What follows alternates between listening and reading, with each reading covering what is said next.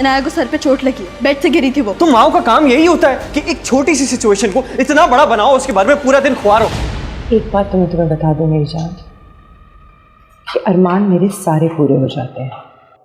दिन ना आप लोग हमारी पढ़ाई की ना मिसालें देंगे। देखी मैंने आपकी मसरूफियत, जान ले लूंगी उसकी भी और आपकी भी।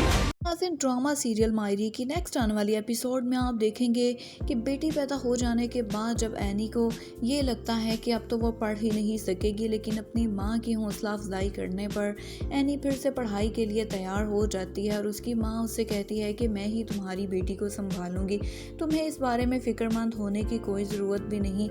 लेकिन एनी की मुश्किलात में तो दिन ब दिन इजाफा ही होता जाएगा, क्योंकि बेटी और घर के काम संभालने के साथ साथ एनी के लिए पढ़ना बहुत मुश्किल हो जाएगा। दूसरी जानिब फाहर, जिसको इस बात का एहसास ही नहीं होता कि वो अब बाप बन चुका है, वो तो अब भी बच्चों के जैसे ही रहता है और वो अपनी ज़िम्मेदारी को समझता ही नहीं। एनी को इस बात पर बहुत गुस्सा आता है और वो फाहर से कहती है, फाहर क्या तुम्हें इस बात का एहसास है कि अब तुम बाप बन चुके हो, अब तुम्हें अपनी बेटी की तरफ भी तवज्जो देनी है, ना कि सिर्फ तुम अपने दोस्तों के साथ ही घूमते फिरते रहो। लेकिन फाहर तो अपनी ज़िंदगी बहुत मज़े से जी रहा होता है और उसे इस बात का एहसास ही नहीं होता कि एनी को पढ़ाई में कितनी मुश्किलात पेश आ रही हैं और ना ही वो बेटी को संभालने में कोई किरदार अदा करता है।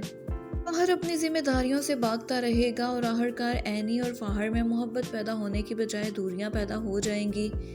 दूसरी जानिब साइका, जो कि वैसे ही एनी की दुश्मन है, वो तो फाहर की माँ के भी कान बढ़ती रहती है कि जितनी जल्दी हो सके एनी की पढ़ाई छुड़वा कर उसे घर पर ही बैठाओ।